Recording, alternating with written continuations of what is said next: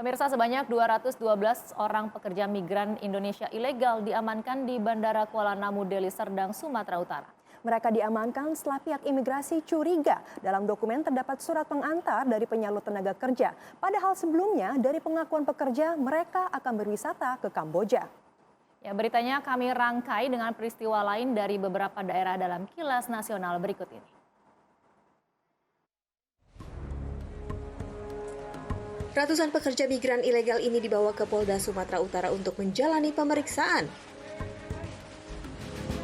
Sebelumnya mereka diamankan petugas imigrasi Bandara Kuala Namu International Airport, Deli Serdang. Petugas yang memeriksa dokumen perjalanan para pekerja menemukan surat pengantar dari pihak penyalur tenaga kerja. Padahal sebelumnya para TKI ilegal ini mengatakan akan berwisata ke Kamboja menggunakan pesawat charteran. Sementara pihak kepolisian menyebutkan ke-212 pekerja ilegal terdiri dari 20 orang wanita dan 195 pria yang berasal dari berbagai daerah di Indonesia. Sejauh ini pihaknya masih melakukan penyelidikan terkait legalitas surat para pekerja imigran, termasuk memanggil operator penerbangan.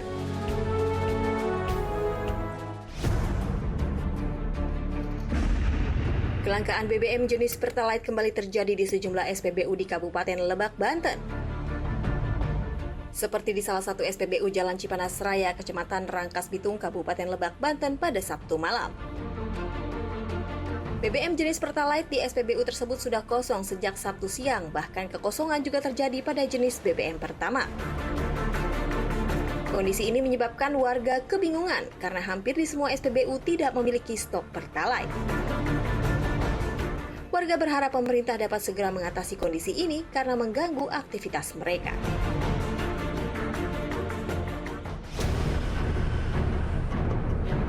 Di Pasar Minggu, Jakarta Selatan, atap baja salah satu rumah warga terbang menimpa atap rumah tetangganya hingga menimbulkan kerusakan. Menurut pemilik rumah, kejadian berawal saat hujan deras disertai angin kencang di wilayah tersebut pada Jumat malam. Beruntung dalam peristiwa tersebut tidak menimbulkan korban jiwa maupun luka-luka. Akibat kejadian ini, pemilik bersama keluarga terpaksa mengungsi sementara di rumah saudaranya.